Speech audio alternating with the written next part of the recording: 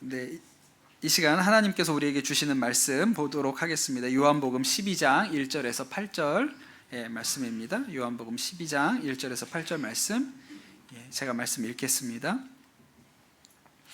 6월절 엿새 전에 예수께서 베다니에 가셨다. 그곳은 예수께서 죽은 사람 가운데 살리신 나사로가 사는 곳이다.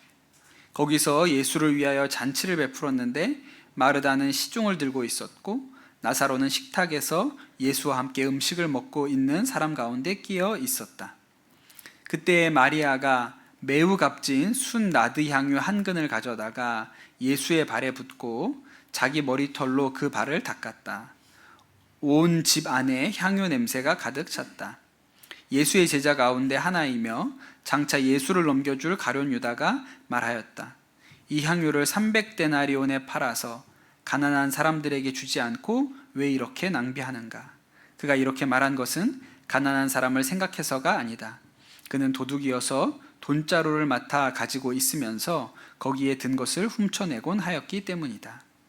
예수께서 말씀하셨다. 그대로 두어라. 그는 나의 장사날에 쓰려고 간직한 것을 쓴 것이다. 가난한 사람들은 언제나 너희와 함께 있지만 나는 언제나 너희와 함께 있는 것이 아니다. 아멘. 하나님의 말씀입니다. 여러분, 한국인이 가장 좋아하는 시인 꼽으라면 여러분 누구 꼽으시겠어요? 우리 중학생, 고등학생들 시가 뭔지 알죠? 네, 여러분 좋아하는 시인 있습니까? 원시인 이런 거 얘기하지 마시고요. 초등학생 하는 겁니다. 이런 거는. 네. 여러분 누구 좋아해요? 윤동주. 네, 맞아요. 우리나라에서 제일 좋아하는 시인 꼽으라면 윤동주 꼽는 일이 많습니다. 네, 윤동주 알죠?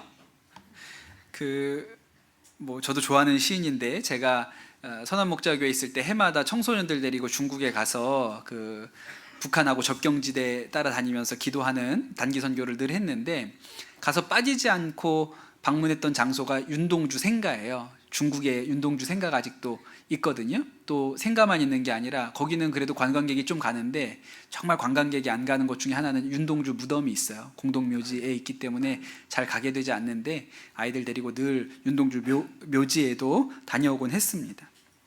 나중에는 동주라는 영화가 나왔어요. 그래가지고 그 아이들이 윤동주 생가까지 가는 길에 기차를 타고 꽤 오래 이동하거든요. 그래서 그 기차 안에서 다 같이 모여서 동주 영화를 보고 이렇게 방문하고 그러니까 되게 또 이렇게 좋더라고요.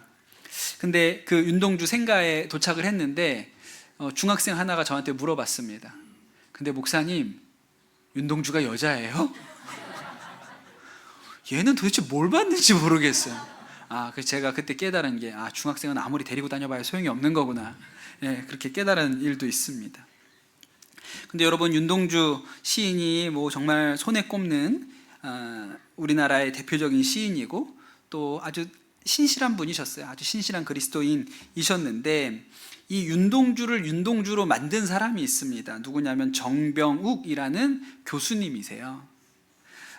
옛날에 제가 학교 다닐 때 국어 교과서에 잊지 못할 윤동주라는 수필이 같이 실려 있었어요. 그게 정병욱 선생이 쓰신 수필이거든요. 정병욱 교수님은 윤동주 시인보다 5살 아래 동생입니다. 윤동주 시인이 연희전문대, 그러니까 지금 연세대죠. 연세대에 다니던 시절에 같이 기숙사 방 썼고 나중에 기숙사 나와서 하숙집 구했는데 그 하숙집에서도 같이 살았던 사람이 정병욱이라는 후배였습니다. 윤동주 시인이 대학교 졸업하면서 시집을 내고 싶었던 모양이에요. 그래서 그때 이 시집을 내려고 원고를 썼는데 그때 무슨 복사기 이런 거 없잖아요. 복사기 이런 거 없으니까 손으로 다 써야 되는 거예요. 시집 원고를. 그래서 한 3부를 썼다고 합니다. 그래서 한 분은 자신이 갖고 한 분은 그때 연대 교수님이셨던 이양희 선생님께 드렸고 또 하나는 그 후배인 정병욱에게 이렇게 줬습니다. 근데 이제 선생님이 얘기하시기를 지금 이거 출판하면 큰일 난다. 지금 일제가 한글도 못 쓰게 하고 그런데 이 내용도 그렇고 이제 어려움 당할 거다. 그래서 출판은 나중에로 하자 이렇게 이야기를 했습니다. 그리고 나서 윤동주 시인은 일본으로 유학을 갔죠. 그리고 일본에서 유학하다가 일본 경찰들한테 붙들려서 독립운동을 한 혐의로 붙들려가지고 후쿠오카 형무소에서 28살 젊은 나이에 그렇게 옥사를 하게 됩니다. 그래서 윤동주 시인이 가지고 있던 원고는 없어요. 그 아마 일본 경찰들이 다 압수해가지고 없앤 거로 보이기 때문에 남아 있는 게 없고, 또 그 선생님, 그 이양하 선생님께 드렸던 원고도 남아 있질 않습니다. 오로지 하나가 이 정병욱 후배가 가지고 있었던 건데, 사실은 이 정병욱 후배도 그 일제 말기에 학병으로 끌려가요. 그 태평양 전쟁에 학병으로 끌려가거든요. 그런데 이 정병욱은 굉장히 윤동주 형에 대해서 아주 애틋한 마음이 있었던 것 같아요. 굉장히 사랑하는 마음이 컸고, 그 형이 준 이 원고가 너무너무 중요하다고 생각했기 때문에 그가 학병으로 끌려가는 그 상황에도 어머니한테 이 원고를 맡기면서 잘 보관하시라, 내 목숨보다 중요한 것이니 어머니 잘 보관하시라고 그렇게 이야기를 했고, 또 이렇게 뭐라고 얘기했냐면, 혹시나 내가 돌아오지 못할 수도 있고 동주 형이 못 올 수도 있는데, 그러면 어머니 그때 만약에 일제가 망했으면 이거를 가지고 연세대에 가가지고 꼭 출판을 해달라고 부탁을 하시라, 그렇게 유언 같은 말을 남기고 갑니다. 근데 참 다행히도 이 정병욱 선생이 그 오사카에서 학병으로 있으면서 고생을 많이 했다 그래요. 그런데 참 다행히도 고생 끝에 살아서 다시 돌아왔습니다. 아마 제 생각에는 그 어간에 그 형이 죽었다는 얘기를, 동주 형이 일본에서 죽었다는 이야기를 아마 들었을 것 같아요. 제일 먼저 뭐가 생각날까요? 어머니한테 맡겨놨던 그 원고 있잖아요. 그래가지고 고향집에, 광양에 아직도 그 고향집이 남아 있습니다. 광양의 고향집에 내려가서 어머니께 물어보죠. 어머니, 제가 맡기고 간 그 원고 잘 있습니까? 그랬더니 어머니가 마루를 뜯어내시더라는 거예요. 마루를 뜯어내고 그 마루 안에 이렇게 조그만 항아리를 꺼내는데, 그 항아리 안에 보자기로 잘 쌓인 그 동주형의 원고가 남아 있었습니다. 그래서 윤동주 시인이 우리한테 알려진 거예요. 왜냐하면 그전에는 뭐 출판을 한 일도 없고 어디 뭐 신춘문예에 뭐 글을 내본 적도 없기 때문에 전혀 윤동주라는 사람에 대한 기억이 없죠. 그런데 이 정병욱 선생님이 그 원고를 그렇게 귀하게 여겨가지고 잘 그 전쟁 중에도 보관을 했기 때문에 지금 우리가 알고 있는 윤동주의 시들을 만날 수 있는 것이죠. 사랑하는 성도 여러분, 제가 오늘 여러분에게 묻고 싶은 것은, 여러분에게 귀하게 여기는 것이 있습니까? 여러분이 정말 귀하다고 생각하시는 것이 무엇이 있습니까? 오늘 말씀은 이렇게 시작을 합니다. 6월절 엿새 전에 그렇게 시작을 하죠. 예수님께서 예루살렘 성에 입성하신 날이 종려주일, 바로 오늘입니다. 주일날 입성하셨으니까 6월절 엿새전은 바로 이 종려주일 하루 전, 토요일을 의미하는 거예요. 그때 예수님께서 베다니 나사로의 집에 계셨는데, 늘 뭐 예루살렘에 가시면 그 집에 잘 가셨죠. 그런데 그날 저녁 때 식사하고 있을 때 마리아가 순전한 나드 향유 한 근을 가지고 와서 예수님의 발에 붓고 또 머리카락으로 예수님의 발을 닦는 사건이 오늘 말씀에 보면 이렇게 나와 있습니다. 그 나드 향유라는 것이 굉장히 비싸고 귀한 것이라고 성경이 기록을 하고 있죠. 그 자리에 예수님 제자였던 유다가 있었는데, 유다가 아주 이렇게 돈에 밝은 사람입니다. 유다가 말하기를 이 향유의 시세가 한 300데나리온 정도 될 거다, 그렇게 그가 생각을 했습니다. 한 데나리온이 하루 일당이에요. 하루 일해서 받는 돈이 한 데나리온이거든요. 그러니까 300데나리온이면 어느 정도 되는 금액이죠? 1년치 연봉에 해당하는 금액인 거예요. 그러니까 굉장히 큰 액수의 돈이죠. 그 선한 사마리아인이 그 강도 맞은 사람을 도와주잖아요. 그리고 여관에 맡기고 이 사람한테 밥 잘 해주시고, 내가 이 여관에 머무는 모든 비용을 후하게 쳐드리겠습니다, 혹시라도 모자리면 나중에 더 드릴게요 하면서 주고 간 돈이 얼마예요? 그게 2데나리온이에요. 그러니까 300데나리온은 엄청나게 큰 돈인 거죠. 그런데 이 일을 가룟 유다가 옆에서 지켜보면서, 야, 저 향유가 비싼 건데, 그렇게만 생각한 게 아니고 그 행동을 하는 마리아를 비난했습니다. 아니, 그 향유를 팔아가지고 가난한 사람들한테 줬으면 좋았을 텐데 왜 그걸 예수님 발에 부어버리냐? 이건 낭비다. 그렇게 그 마리아를 꾸짖습니다. 옆에서 듣고 있었던 예수님께서 마리아를 두둔하시면서 그렇게 얘기하셨어요. 그렇게 두어라 그냥. 그가 내 장산날 쓰려고 준비한 것을 미리 쓴 것이다. 그렇게 이야기를 합니다. 그러니까 예수님은 마리아가 했던 그 행동을 대단히 귀하게 그렇게 보셨어요. 아마도 제 생각에 마리아는 직감적으로 예수님의 죽음을 이렇게 인지한 것 같아요. 이 여자들이 느끼는 촉 같은 게 있죠. 정확히는 모르지만 예수님과 함께할 날이 많이 남지 않았다, 그런 느낌을 그가 받았던 것 같습니다. 그리고 예수님께서 이전에 본인이 죽으실 것에 대해서 여러 번 이야기하셨기 때문에 그게 이 마리아 마음에 이렇게 있었던 것 같아요. 대부분 제자들은 그런 얘기는 듣기고 싶어 하지도 않았고 관심도 없었습니다. 인정하고 싶지 않았죠. 근데 마리아는 그 예수님의 죽음을 마음 가운데 이렇게 두고 준비를 하고 있었던 거예요. 그러니 예수님하고 이제 함께할 날이 얼마 안 남은 것 같은데 뭔가 예수님께 좋은 것, 귀한 것, 값진 것을 좀 드리고 싶다, 그런 마음이 그의 안에 있었던 것이죠. 그래서 그가 나드 향유를 예수님의 발에 부은 것입니다.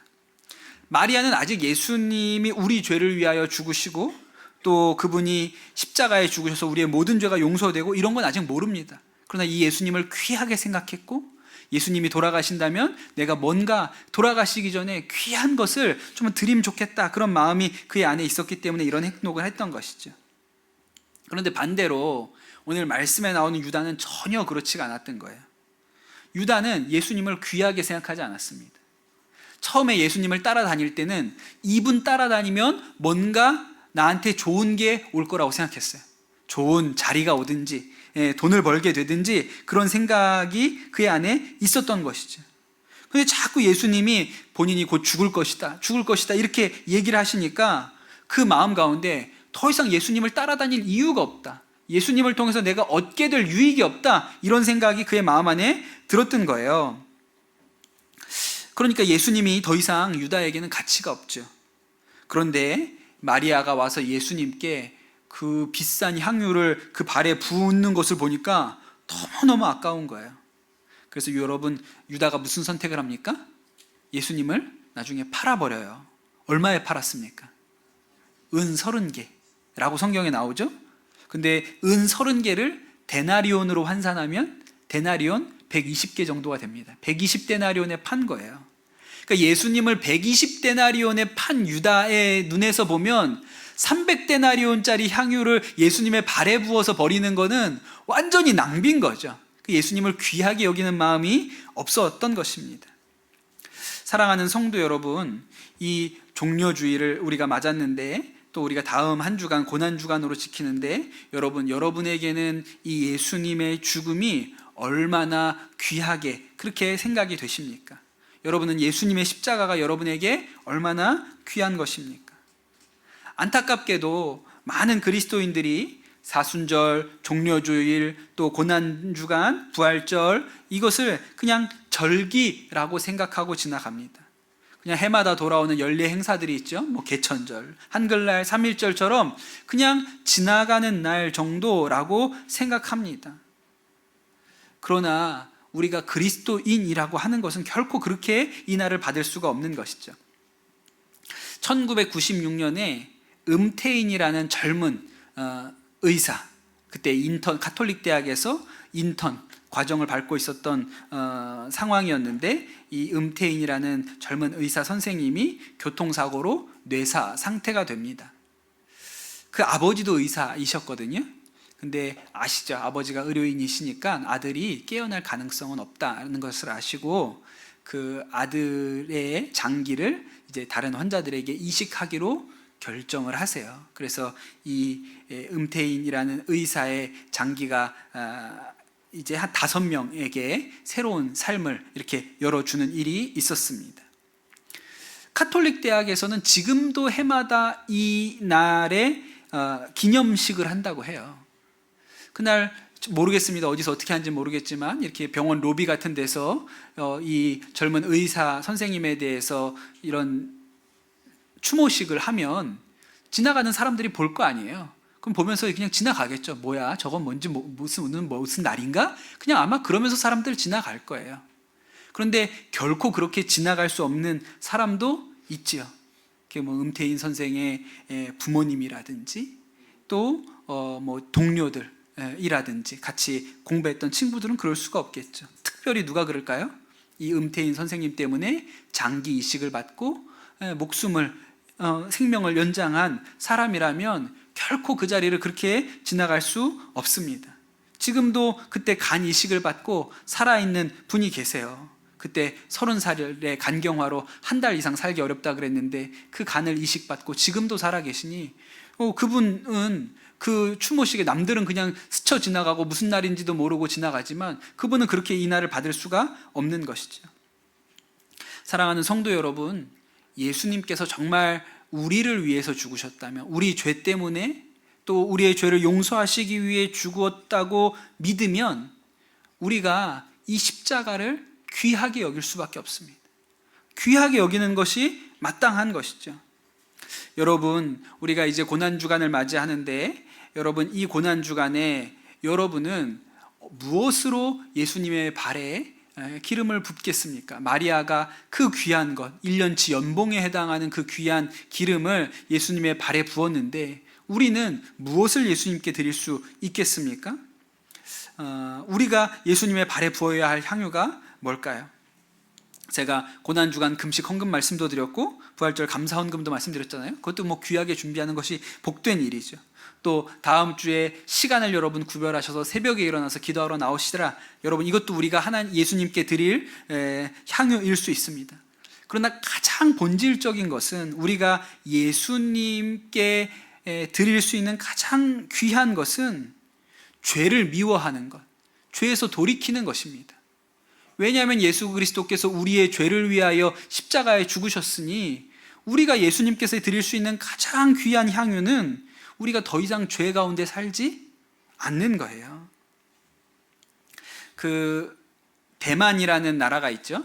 대만이 지금은 중국 사람들, 중국에서 건너온 사람들이 많이 살고 있지만 그 전에는 대만 산악 지역에는 원래 그 섬에서 살고 있었던 토착민들이 있었다 그래요. 그 사람들이 좀 그 문명을 받아들이지 않고 야만인처럼 이렇게 원시적인 생활을 했기 때문에 그 사람들을 번인이라고 불렀습니다. 그 대만에 복음이 들어갔을 때 그 산 깊은 곳에 살고 있는 이 번인들에게도 전도하려고 하는 분들이 있었어요. 그 중에 중국 분인데 오봉 선생이라는 분이 이 대만 산속으로 들어가서 번인들에게 복음을 전하고 예수님을 전하고 이런 일을 했습니다. 그런데 이 번인들이 가지고 있었던 풍습 중에 어떤 것이 있었냐면 매년 해마다 사람을 죽여서 제물로 드리는 제사를 지내는 풍습이 있었다 그래요. 가서 보니까 아주 경악할 만한 거예요. 지금 이 시대에 사람을 잡아가지고 목을 바치는 이런 일들을 해마다 하니까요. 그러니 오봉 선생이 절대 이런 일을 하면 안 된다. 이건 너무너무 악한 일이고 하나님 앞에 심판받을 일이니 절대 하지 말아야 된다. 이렇게 얘기했는데도 그 풍습이 잘 사라지지 않았습니다. 오봉 선생님이 하도 뭐라고 얘기를 하니까 이 번인들도 이게 제사 지내기는 게 좀 불편한 거예요. 그래서 선생님한테 가서 뭐라 그러냐면 선생님이 하지 말라 그러니까 선생님 마지막으로 한 번만 할게요. 딱 한 번만 마지막으로 하고 다시는 우리가 이런 일은 안 하겠습니다. 마지막으로 한 번만 하겠습니다. 그랬더니 오봉 선생이 그럼 마지막이다. 진짜 마지막으로 한 번만 하고 더 이상 하지 말자. 그렇게 이야기를 하신 거예요. 알겠다고. 그런데 이 오봉 선생이 얘기를 하기를 내일 정오에 붉은 갓을 쓰고 맨발로 이 앞을 뛰어가는 사람이 있을 텐데 그 사람을 잡아가지고 제물로 드리고 끝내도록 해라. 그렇게 이야기를 합니다. 이 번인들이 알겠다고 그렇게 하겠다고 하지요. 그리고 다음날 정오가 되었는데 정말 붉은 갓을 쓰고 누가 막 뛰어가는 거예요. 그러니까 이 번인들이 저 선생님이 얘기한 그 사람이다. 그래서 가서 칼을 휘둘러서 그 사람을 쓰러뜨립니다. 그리고 갓을 벗기고 목을 자르려고 보니까 오봉 선생인 거예요. 그때 이 번인들이 통곡을 했다고 합니다. 그리고 나서는 이제 다시는 하지 말자.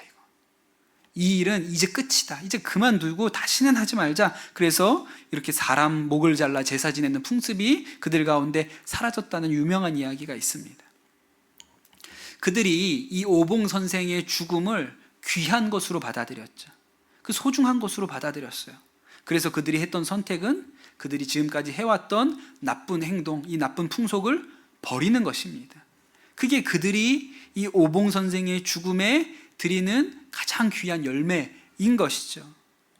여러분, 예수님이 우리 죄를 위하여 십자가에 죽으셨습니다. 그러면 우리가 예수님께 부어드릴 수 있는 가장 귀한 향유는 죄에서 돌이키는 거예요. 죄에서 돌아서는 것입니다. 히브리서에 이런 말씀이 있습니다. 히브리서 6장 4절에서 6절에 보면 이런 말씀이 있습니다. 한 번 빚을 받아서 하늘의 은사를 맛보고 성령을 나누어 받고 또 하나님의 선한 말씀과 장차올 세상의 권능을 맛본 사람들이 타락하면 그들을 새롭게 해서 회개에 이르게 할 수 없습니다. 그런 사람들이야말로 하나님의 아들을 다시금 십자가에 못 박고 욕되게 하는 것이기 때문입니다. 그랬어요. 히브리서는 그 그리스도인들 중에 유대인이었던 사람들, 그들이 유대의 교인이었다가 예수님을 믿어서 그리스도인이 됩니다. 그런데 하여튼 유대교에서 너무너무 박해를 하니까 더 이상 이렇게 힘들게는 못 살겠다. 그래가지고 그냥 다시 우리 유대교로 돌아가자, 이런 사람들이 있었어요. 그런 사람들한테 쓰여진 편지가 히브리서거든요. 근데 뭐라고 얘기합니까? 한 번 빛을 받아서 예수님을 마음의 주인으로 구원자로 모셨는데 그런데 다시 그냥 유대교로 돌아가자, 이렇게 마음에 생각하는 사람들은 하나님의 아들 예수님을 다시 십자가에 못 박고 욕되게 하는 사람이라고 말합니다. 베드로 후서에도 비슷한 말씀이 있거든요. 베드로 후서는 베드로가 순교하기 전에 로마 감옥에서 쓴 편지입니다. 거기에서 베드로가 이렇게 얘기하죠. 베드로 후서 2장 20절에 사람들이 주님이시며 구주이신 예수 그리스도를 알므로 세상의 더러운 것들에게서 벗어났다가 다시 거기에 말려 들어가서 정복을 당하면 그런 사람의 형편은 마지막에 더 나빠질 것입니다. 그렇게 얘기해요. 예수님의 십자가로 죄악에서 벗어났다가 다시 죄로 돌아가면 상태가 훨씬 나빠질 거라는 거예요. 베드로가 아주 심하게 말합니다. 뭐라고 얘기하냐면, 그렇게 하는 것은 개가 토한 것을 다시 먹는 것과 마찬가지고 몸을 씻은 돼지가 다시 진창에 가서 뒹구는 것과 전혀 똑같은 것이다. 그렇게 이야기를 하는 것이죠. 그러니까 우리가 예수 그리스도의 밝은 빛을 보고 진리를 마음에 모셨음에도 불구하고 다시 죄로 들어가는 것은 개나 돼지와 마찬가지 이 일이다, 이렇게 얘기를 한 거예요. 여러분, 이 히브리서나 베드로후서는 배교를 강요당하던 시절에, 핍박받던 시절에 쓰여진 성경입니다. 근데 우리는 배교의 위협 아래 있지는 않죠. 누가 우리를 예수 믿는다고 핍박하지 않지 않습니까? 그런데 여러분, 우리가 여전히 조심해야 되는 것은 성도가 예수를 믿었는데도 불구하고 여전히 죄로 돌아가서 사는 것입니다. 여전히 죄 가운데 살아가는 거예요. 그 일은 예수님을 다시 십자가에 못 박는 일이고 예수님의 죽음과 대속을 욕보이는 일이다. 돼지가 진창에 뒹굴고 개가 토한 것을 먹는 것과 다르지 않은 일이다. 그렇게 이야기하는 것이죠. 여러분, 우리가 정말로 이 예수님의 죽음을, 십자가를 귀하게 여기면 그것은 우리가 이 고난주간을 기념일이 아니라 나를 위하여 죽으신 날로 그렇게 마음에 받아들여야 합니다. 그 가장 좋은 방법은 죄에서 우리가 돌이키는 것이죠. 다른 길이 없습니다. 우리가 정말 예수님의 죽음을 귀하게 여기는 것은 죄에서 돌이키는 거예요. 어떤 성도님이 이런 간증을 하는 것을 제가 봤습니다. 제가 읽어드릴게요. 어제 치유 집회 인터넷 동영상을 보게 되었습니다. 저는 고질적인 알레르기 비염이 있어서 이것을 고쳐주시기를 기도하면서 동영상을 보았습니다. 그런데 목사님께서 인터넷 포르노에 중독된 40대 남성을 성령님께서 고쳐주셨습니다. 중독에서 자유함을 얻었습니다 라고 선포하시는 것을 보고 저는 놀랍고 두렵고 부끄러워서 쥐구멍에라도 숨고 싶은 심정이었습니다. 제 자신을 두고 하시는 말씀이었기 때문입니다.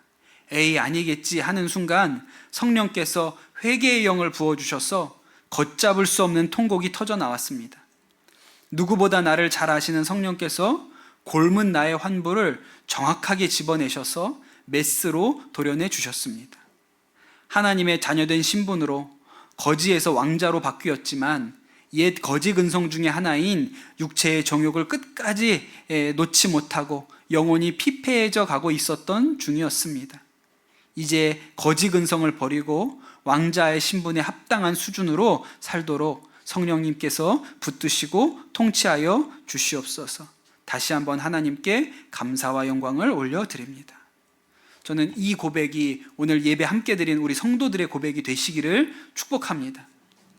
유다는 예수님 발 아래 부은 그 향유가 아까웠어요. 그래서 예수님을 고작 은 30양에 팔아버렸습니다. 여러분, 우리가 이 예수님의 죽음을 그저 우리의 싸구려 정욕에, 물질에 대한 욕심에, 세상 자랑에 그렇게 팔 수 있습니까? 그렇게 할 수 없는 것이죠. 여러분, 우리가 정말로 예수님의 십자가를 귀하게 여긴다면 우리가 죄에서 돌이키고 죄를 끊어내야 합니다. 그것이 우리가 예수님의 십자가를 귀하게 여기는 길이에요. 사랑하는 성도 여러분, 십자가는 귀한 것입니다. 예수님의 핏값으로 주신 것이기 때문에 우리에게 너무나도 귀한 것이죠. 여러분, 이번 한 주간, 고난주간 보내실 때 마리아처럼 가장 순전한 나드 향유, 그 귀한 것을 예수님의 발 아래 부으시는 그런 절기가 되시기를 예수님의 이름으로 축복합니다. 그리하여 우리가 유다처럼 버림당하는 자가 아니고 하나님 앞에, 예수 그리스도 앞에 가장 귀한 것을 드려 죄사함을 받고 은혜를 누리는 그런 복된 절기가 되시기를 예수님의 이름으로 축복합니다. 우리 주신 말씀 붙들고 같이 합심해서 기도하겠습니다. 우리가 예수님께 우리의 귀한 것을 드릴 수 있는 믿음이 있게 하여 주시옵소서. 우리가 예수 믿는다고 하면서도 다시 죄로 들어가서 십자가를 욕보이고 또 마치 돼지처럼 개처럼 더러운 곳에 뒹구는 그러한 인생 살지 아니하게 도와주시고 예수님의 십자가를 귀하게 여겨 우리가 죄 가운데서 벗어나고 가장 귀한 것으로 예수님께 드리는 그런 삶을 살게 하여 주옵소서. 이 시간 우리 합심해서 기도하도록 하겠습니다. 주님, 감사합니다. 우리의 왕이 되신 예수 그리스도께서 하나님 예루살렘 성에 입성하신 이 복된 날 또한 우리가 마리아와 같이 귀한 향유를 주님의 발 앞에 부을 수 있는 믿음이 있게 하여 주시옵소서. 주님, 예수 그리스도께서 우리 죄를 위하여 십자가에 죽으셨으니 하나님, 그 무엇을 주님께 드려도 아까울 것이 없습니다. 주님, 우리가 특별히 이 고난주간 지낼 때 하나님, 죄에서 돌이킨 우리의 삶을 주님께 부을 수 있는 은혜가 우리 성도들에게 있게 하여 주시옵소서. 우리가 예수님을 믿는다고 하면서도 옛 거지 근성에 매여 하나님 죄 가운데 살아가는 이 악한 습관을 벗어버리게 하여 주시고 우리가 주 안에서 의롭게 삶으로 말미암아 하나님께 영광 올려드리는 삶 살도록 축복하여 주시옵소서. 한 주간의 특별 새벽기도 기간 가운데 하나님 우리에게 은혜를 더하시게 되기를 간절히 소원합니다. 성도들 안에 죄를 미워하고 거룩함을 사모하는 정결함이 부어지게 하여 주시옵소서. 모든 말씀 우리 주 예수 그리스도의 이름으로 기도드립니다. 아멘.